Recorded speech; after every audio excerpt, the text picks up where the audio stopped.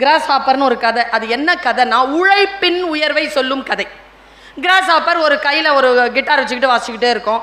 அதுக்கு ரொம்ப பசிக்கும், போய் இலையை சாப்பிடும், மறுபடியும் கிட்டார் வாசிக்கும், மறுபடியும் போய் இலையை சாப்பிடும். இதான் வேலை. உங்கள் வாழ்க்கையை மாற்றலாம் நான் சொல்லுகின்ற இந்த சொல்.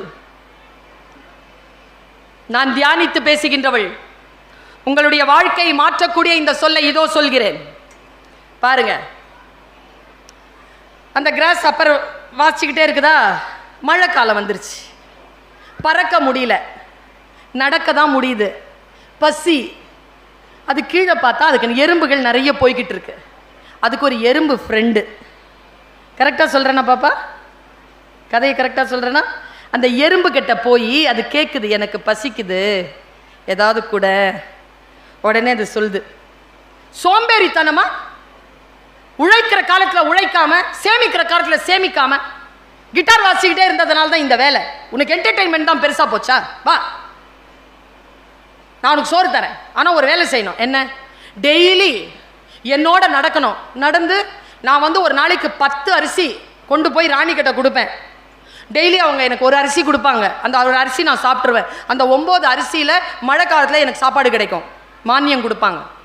என் கூட நீ வரணும். அன்றிலிருந்து அந்த வெட்டுக்கிளி அந்த எறும்புகளோடு வரியோடு வரியாக இருந்து கொண்டு உழைக்க கற்றுக்கொண்டது என்று வெள்ளைக்காரன் அந்த கதையை முடித்தான். பர்வீன் சுல்தானா அந்த கதையை அவன் முடித்த இடத்திலிருந்து தொடங்குறேன். நான் தான் அந்த வெட்டுக்கிளி. போறேன், டெய்லி போய் 10 அரிசி சம்பாதிக்கிறேன்.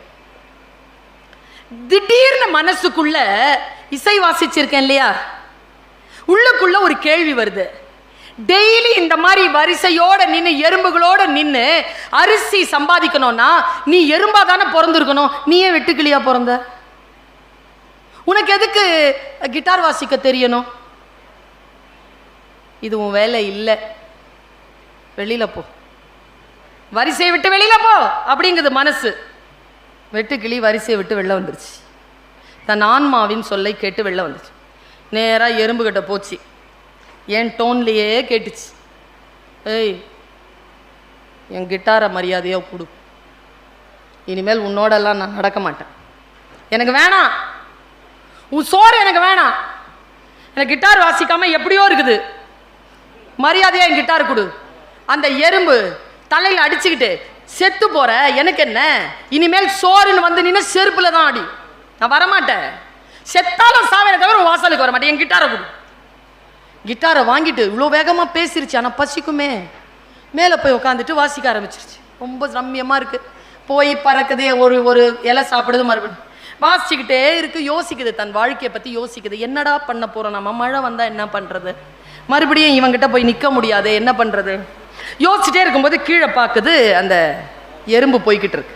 நல்லா கவனிங்க, எறும்பு போயிட்டுருக்கா. சரின்னு பார்த்துக்கிட்டே இருந்து நிறுத்திடுச்சு, மியூசிக் நிறுத்திடுச்சு.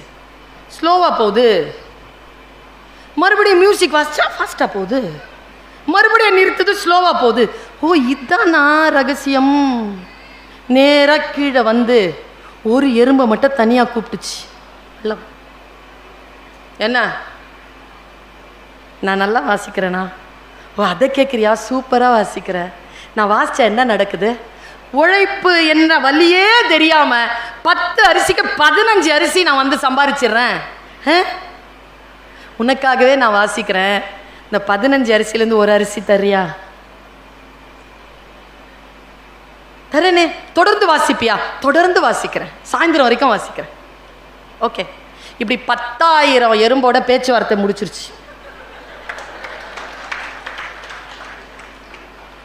உழைக்கிற எறும்பு ஒரு நாளைக்கு 10 அரிசி சம்பாதிக்க தான் விரும்பியதை செய்து கொண்டு அதை மார்க்கெட் செய்த ஒரு வெட்டுக்கிளி ஒரு நாளைக்கு 10,000 சம்பாதித்தது என்பதனை மட்டும் நினைவில் வைத்துக் கொள்ளுங்கள். எது மிக ஆழமா உங்கள் ஆன்மா எதை மிக ஆழமாக தேடுகிறதோ என் தோழமைகளே, அதற்குள் நீங்கள் உங்களை செலுத்திக் கொள்ளுங்கள் என்கிறேன் நான். அது உங்களை வாழ வைக்கும். நான் இப்படி சொல்றேன், விரும்பியதை செய்யுங்கள். அது எந்த வேலையாக இருந்தாலும் சரி செய்யுங்க. நான் அறம் சார்ந்து பேசக்கூடியவள், நான் உங்களுக்கு பிரார்த்தனையோடு இந்த வார்த்தையை சொல்லுகிறேன். உங்களுடைய வெற்றி இன்று கூட இல்லாமல் இருக்கலாம். ஆனால் இந்த உலகம் உங்கள் வெற்றியை கொண்டாடக்கூடிய நாள் வந்து சேரும். ஆனால் அதுவரைக்கும் நீங்கள் தொடர்ந்து அந்த வேலையை செய்து கொண்டிருந்தால், செய்கிறோமா? இந்த உலகத்திலேயே தோற்கிறது என்றது என்ன தெரியுமா? களத்தை விட்டு நீங்குவதுதான். களத்தை விட்டு நீங்காமல் இருக்கிறோமா, நாம் தோற்கவில்லை என்ற அர்த்தம். Never quit, never give up. கடைசி வினாடிங்க, கடைசி வினாடி மேல கை வச்சுட்டாங்க துச்சாதன, புடிச்சு இழுக்கிற அந்த நேரத்தில் கிருஷ்ணானா வந்தானா இல்லையா? கடைசி வினாடிங்க, நெருப்புல குதிங்கிறாங்க. நெருப்புல கால் வச்சதுக்கு அப்புறமா தாங்க நெருப்பு அணைஞ்சது. இங்க தலையை வெட்டுறதுக்கு போயிட்டாருங்க. இசாக் ஆபிரகாம் போயிட்டார், தலையை வெட்டுறதுக்கு போயிட்டார். வெட்டுறதுக்கு போனதுக்கு கத்தி வச்சதுக்கு அப்புறமா தானங்க ஆடு வந்துச்சு. கடைசி வினாடி வரைக்கும் இறைவா ஏன் என்னை கைவிட்டீர் என்று கேட்ட அந்த கடைசி வினாடியில் தானே உயிர் தெழுந்தார் இயேசு கிறிஸ்து. கடைசி வினாடி வரைக்கும் there is a chance. never give up, never give up. இந்த உலகத்தை தலைமை கொள்ள வேண்டும் என்று சொன்னால் உங்களுடைய மனதை முதலில் நீங்கள் வெல்ல வேண்டும். இப்படி சொல்கிறேன் உங்களுக்கு புரிவதற்காக சொல்லி. நிறைய சின்ன குழந்தைகள் வந்திருக்காங்க. நமக்கெல்லாம் ஒரு காக்கா கதை தெரியும். அந்த காக்கா கதை நான் பேசி ரொம்ப ஃபேமஸ். நான் இன்னைக்கு அந்த காக்கா கதை சொல்ல போறதில்லை. இந்த குழந்தைகளுக்கு பிடிச்ச கிராஸ் ஹாப்பர் கதை சொல்றேன்.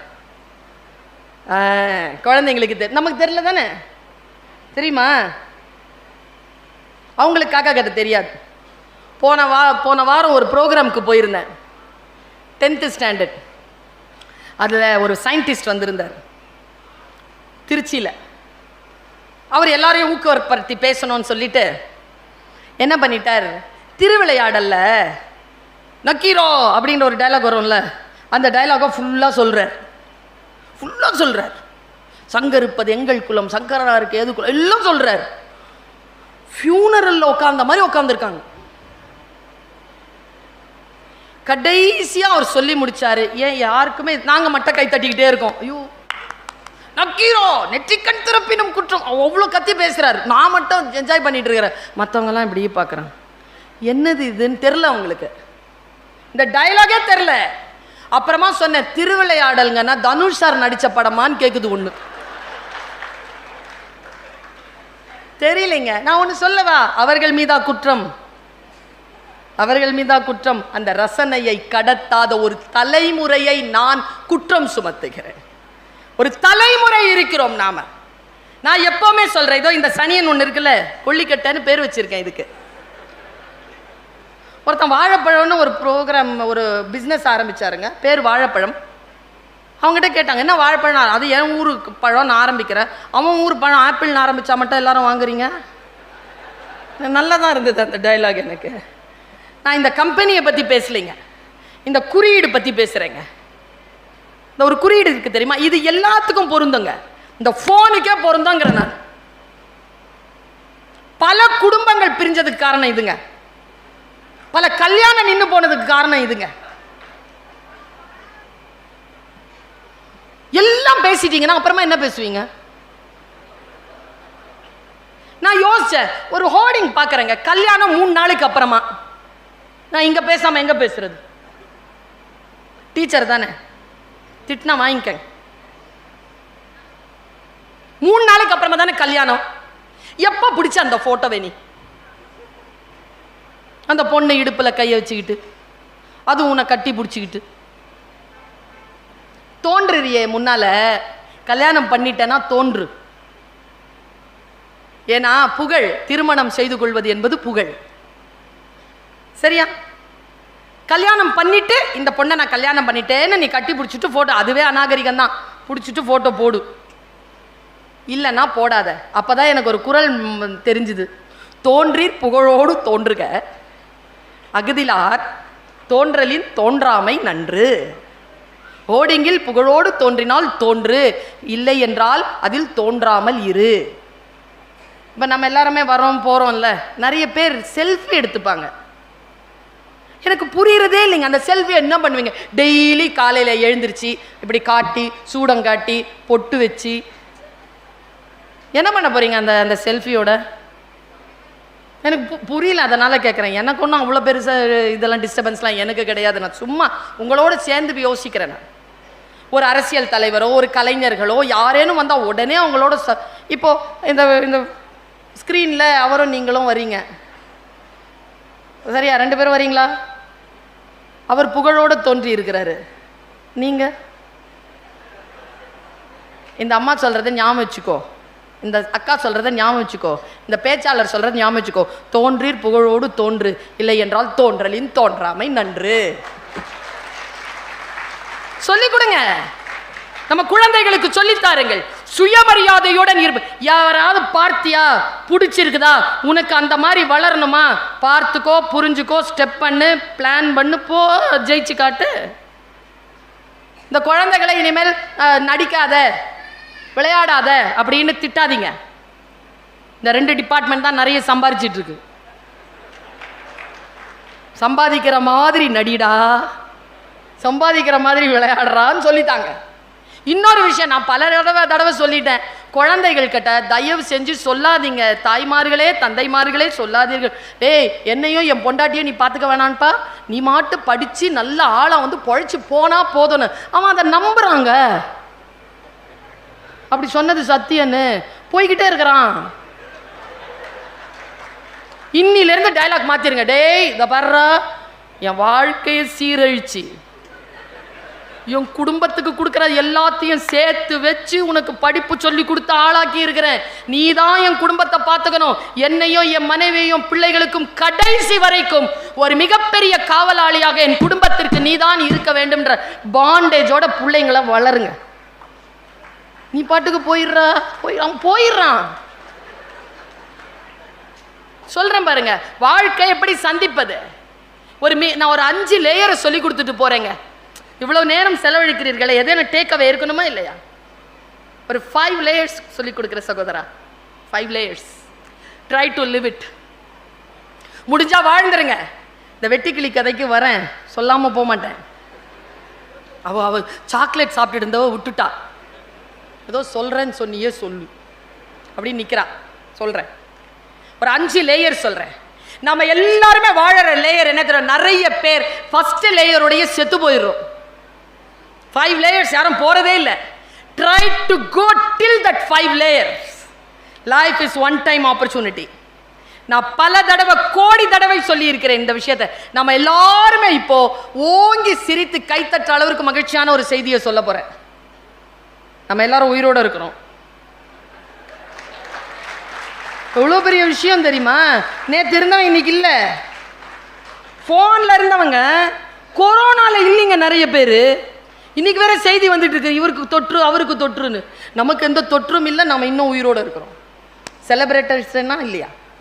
Life it self is sufficient to celebrate. உயிரோடு இருக்கிறோம்ல, புரியுது இல்லை பேசுறது? உடம்பு வலிக்காம உட்காந்துருக்கோம்ல, வி வின். உயிரோடு இருப்பது, புரிந்து கொண்டு இருப்பது, ஒரு விஷயத்தை மகிழ்ச்சியோடு உள்வாங்குவது. நான் இது சொல்ற ஒரு 5 லேயர் சொல்றேன். ஃபர்ஸ்ட் லேயர் ஒன்று இருக்குது, துட்டு, காசு, சம்பாதிக்கிறது.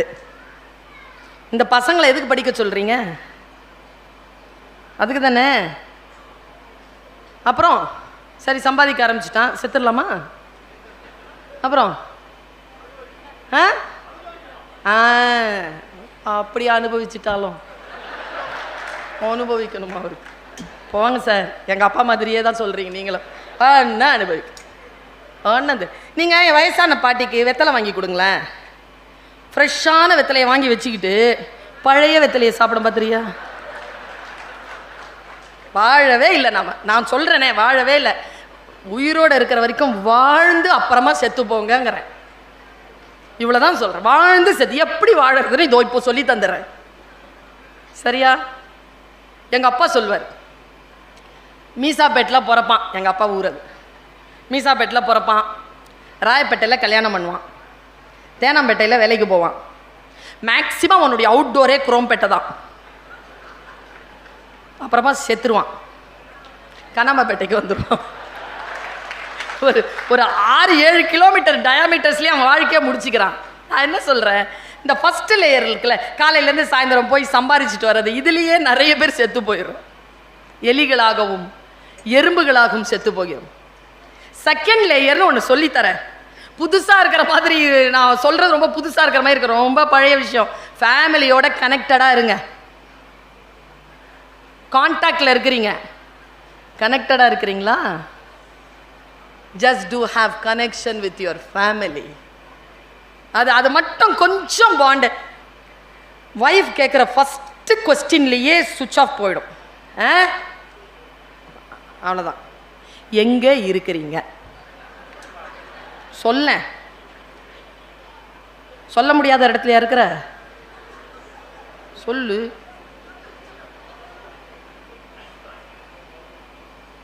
Have connection with your kids. Have connection with your spouse. Have connection with your mother and father. Have connection with your siblings.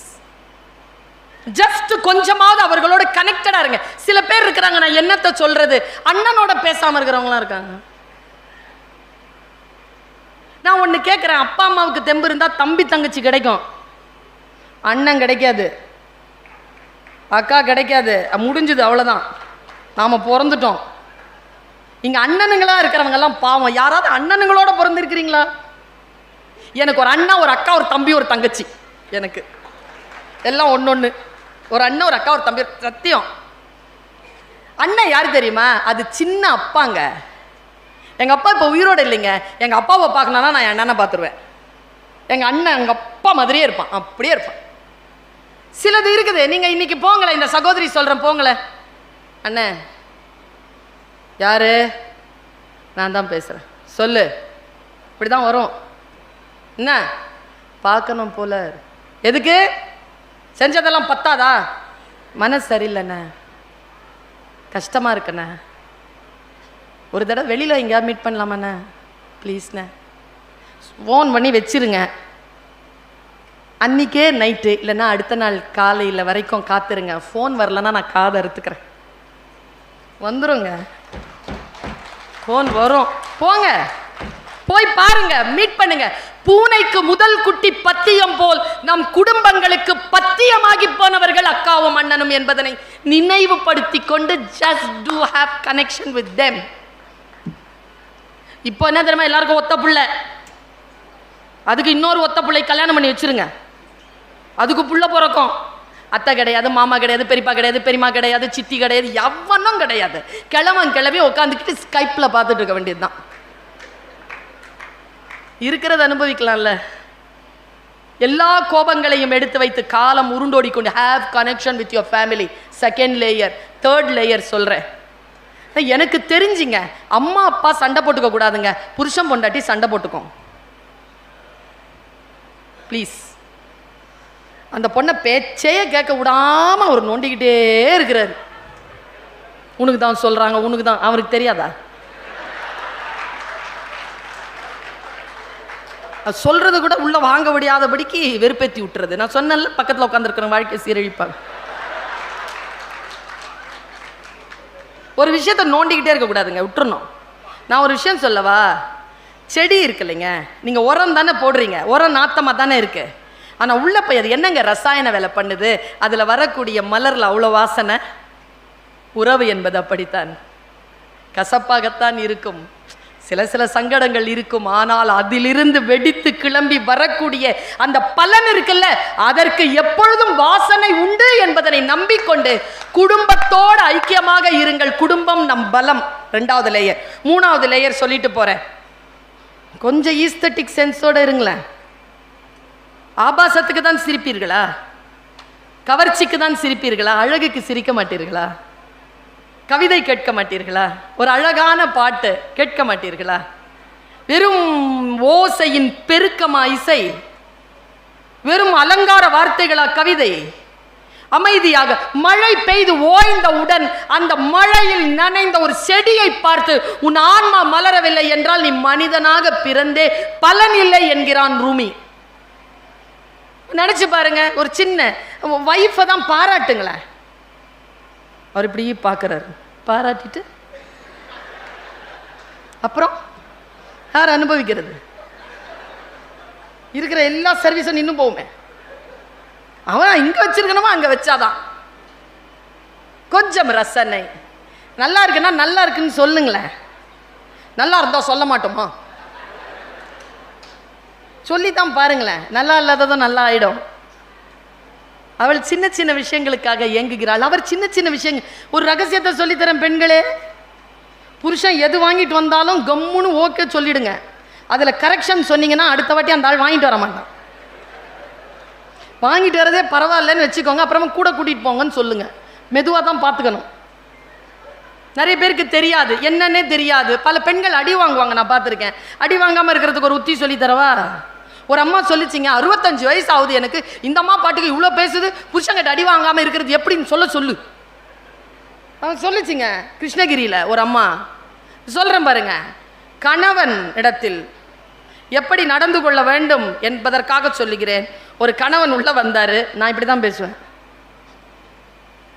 பேசுறதெல்லாம் ஆண்களுக்கு மாதிரி இருக்கும், ஆனால் பெண்களுக்காக தான் பேசுவேன். உள்ள வரார் வேகமா. ஏய், அது ஆரம்பிக்கிறதுக்குள்ள கதவை திறடினா அவன் கதவை திறந்துருச்சு. அந்த அம்மா, அது ஆரம்பிக்கிறதுக்குள்ள ஃபேனை போடு, அது ஆரம்பிக்கிறதுக்குள்ள டிவியை போட்டு, அது ஆரம்பிக்கிறதுக்குள்ள காஃபியை கொண்டு வாடி, காஃபி, அது ஆரம்பிக்கிறதுக்குள்ள ஷூவை கட்டிடினோட அந்த அம்மா கோவம் வந்துருச்சு. என்னையா என்ன?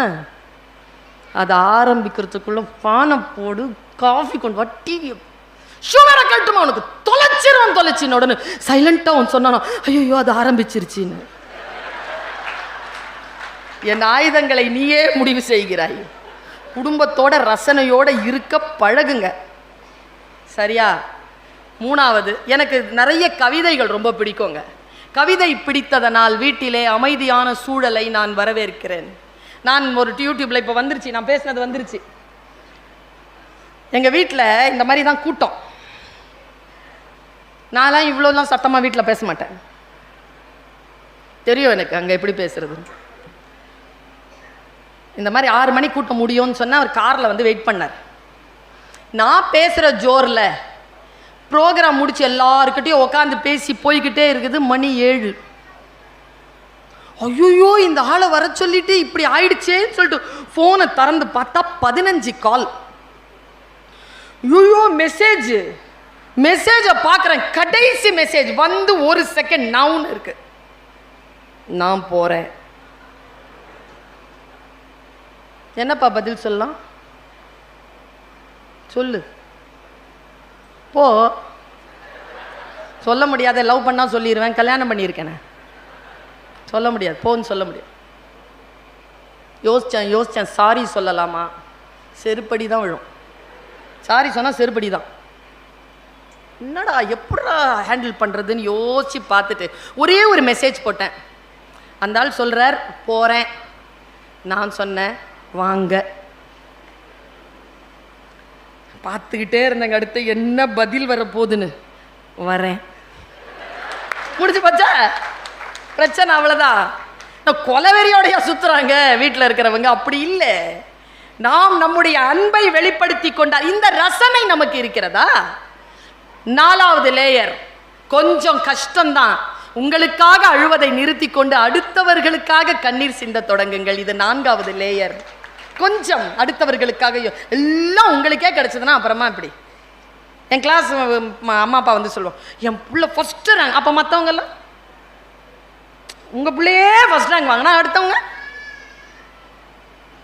இது அடுத்தவர்களுக்காக. 5th லேயர் சொல்றேன். Do have connection with your creator. நான் பிலீவரா இருந்தால் கூட இந்த இயற்கையோடு ஒரு 10 நிமிஷம் உட்காருங்க. Just have connection with your creator. இந்த 5 லேயர்ஸை வாழ்ந்து பாருங்களேன். ஒருத்தன் சொன்னா நான் யோகா செய்தால் சந்தோஷமாக இருப்பேனா? நீ யோகா செய்தால் உன்னை சுற்றி இருக்கின்றவர்கள் சந்தோஷமாக இருப்பார்கள். அதுக்கு தான் யோகா. நான் நல்லவனாக இருப்பதனால் எனக்கு ஒன்று நன்மை இல்லை, அடுத்தவர்களுக்கு பல நன்மைகள். நான் இப்படி சொல்கிறேன், இந்த சகோதரி என்ன இப்படி சொல்கிறார் என்று சொல். நான் ஃபேஸ்புக்கில் அதை எழுதியே போட்டேன். யாராவது ரொம்ப அதிகப்படியான துன்பம் கொடுத்தா மன்னிச்சிருங்க. அதை விட பெரிய தண்டனை வேற கிடையாதுங்க. அவங்களுக்காக இல்லை, நீங்க நிம்மதியா இருக்கணுங்கிறதுனால. இல்லைன்னா அதையே போட்டு கொடாஞ்சிக்கிட்டே இருப்போம். நான் எப்பவுமே சொல்லுவேன், நீயும் நானும் பிரிந்து விட வேண்டும் என்று முடிவானதற்கு பிறகு உனக்கும் எனக்கும் எதற்கு பகை என்ற புதிய உறவு? எதுக்கு பகை? முடிஞ்சிருச்சுல்ல, போ, அவ்வளவுதான். நான் இன்னும் ஒரு சொல்லை உங்களுக்கு சொல்லித் தருகிறேன். நான் சொல்லுவதெல்லாம் உங்கள் உலகை நீங்கள் ஜெயித்து கொண்டே வருவது. பல இடங்களில் நான் பேசி, இதுதான் என் தத்துவம். யாரேனும் நம்மை தோற்கடிக்க வேண்டும் என்று நமக்கு முன்னால் வந்து நின்றால் அவர்களுக்கு நாம் தருகின்ற பதில் அவர்களுக்கு முன்னால் நாம் தோற்காமல் இருப்பதுதான். தோத்து போய் அவங்க வாசல்ல மயங்கி கிடந்தீங்கன்னா அதை விட சந்தோஷம் வேறு என்ன அவர்களுக்கு நீங்கள் கொடுத்து விட முடியும்? உன்னால் நான் பாதிக்கப்படவே இல்லை என்று சொல்லுவதுதான், இதோ வளர்ந்து கொண்டே இருக்கிறேன் என்று சொல்லுவதுதான், ஆரோக்கியமாக இருக்கிறேன், சுயமரியாதையுடன் இருக்கிறேன் என்று சொல்லிக்கொண்டே இருப்பதுதான் நம்மை ஜெயிக்க வேண்டும் என்று சொல்லுபவர்களுக்கு நாம் தருகின்ற பதில். இந்த லேயர்ஸோட இருங்க. இப்போ சொல்றேன், விருப்பமானதை செய்கிறீர்களா? எப்படி செய்யறது? செஞ்சால் பலன் கிடைக்குமா? சிந்தித்து பார்த்து செய்கையை மாத்து. சிறுசா இருக்கையில் திருத்திக்கோ, தவறு சிறுசா இருக்கையில் திருத்திக்கோ. தெரிஞ்சும் தெரியாம நடந்திருந்தா அது திரும்பவும் வராம பார்த்துக்கோ. இவ்வளவுதான் என் சித்தாந்தம். தவறே செய்யாதவர்கள் யாரேனும் இருக்க முடியுமா?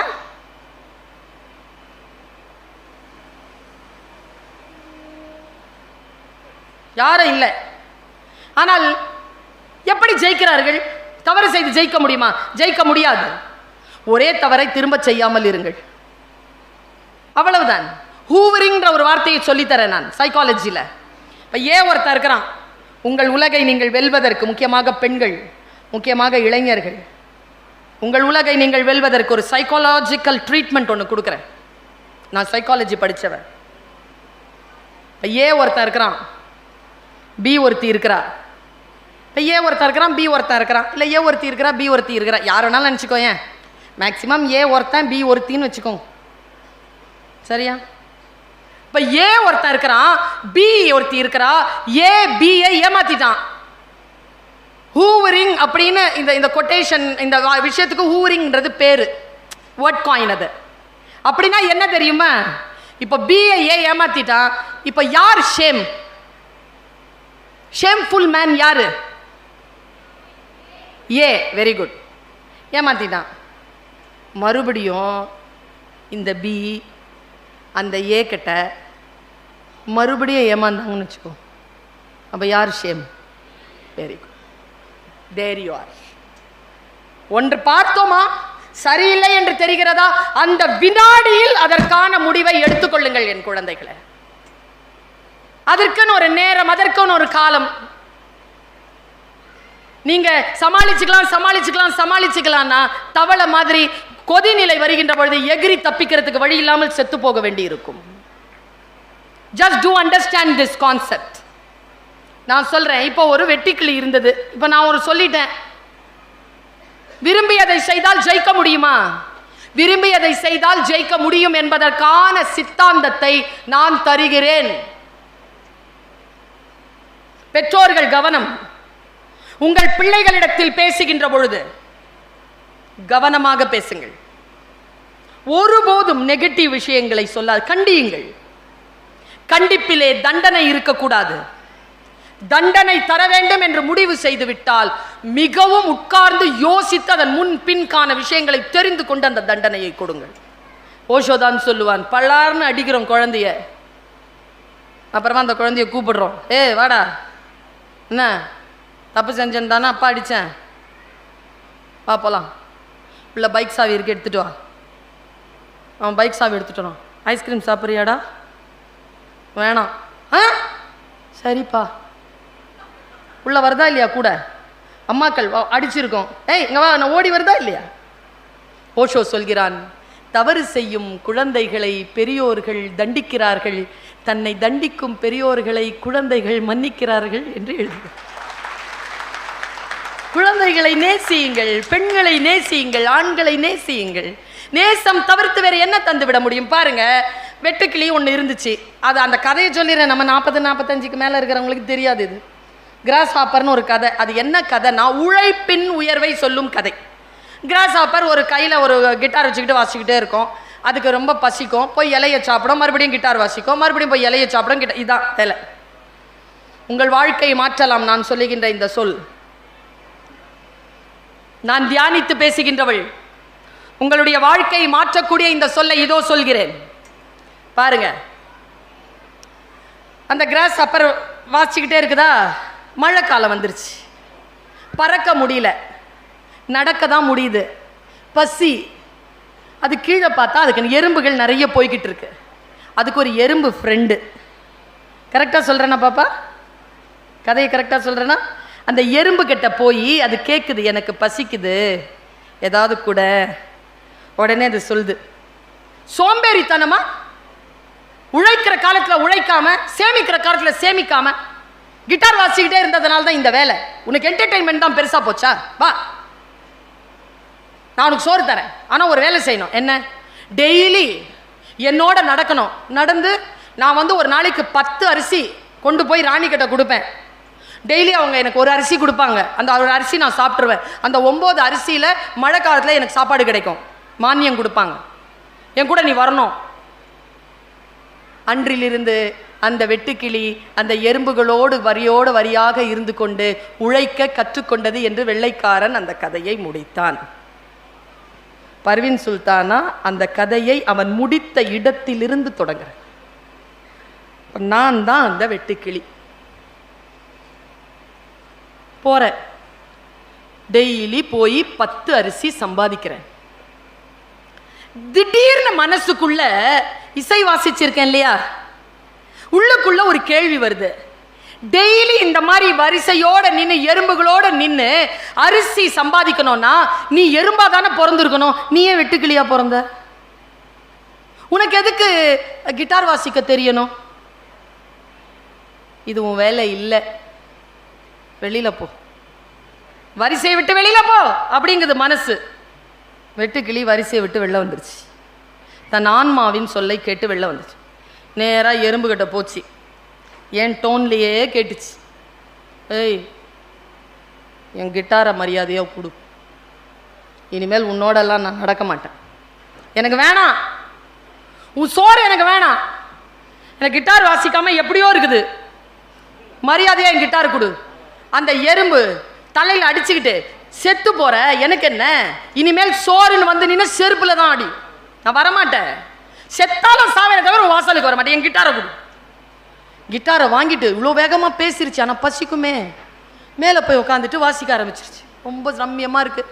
போய் பறக்குது, ஒரு இலை சாப்பிடுது, மறுபடியும் வாசிச்சுக்கிட்டே இருக்குது. யோசிக்குது, தன் வாழ்க்கையை பற்றி யோசிக்குது. என்னடா பண்ண போகிறோம் நம்ம, மழை வந்தால் என்ன பண்ணுறது, மறுபடியும் இவங்கிட்ட போய் நிற்க முடியாது, என்ன பண்ணுறது யோசிச்சுட்டே இருக்கும்போது கீழே பார்க்குது, அந்த எறும்பு போய்கிட்டு இருக்கு. நல்லா கவனிங்க, எறும்பு போயிட்டுருக்கா. சரின்னு பார்த்துக்கிட்டே இருந்து நிறுத்திடுச்சு, மியூசிக் நிறுத்திடுச்சு. ஸ்லோவாக போகுது, மறுபடியும் மியூசிக் வாசிச்சா ஃபாஸ்ட்டாக போகுது, மறுபடியும் நிறுத்துது, ஸ்லோவாக போகுது. ஓ இதுதானா ரகசியம். நேராக கீழே வந்து ஒரு எறும்பை மட்டும் தனியாக கூப்பிட்டுச்சு. இல்லை என்ன, நான் நல்லா வாசிக்கிறேனா?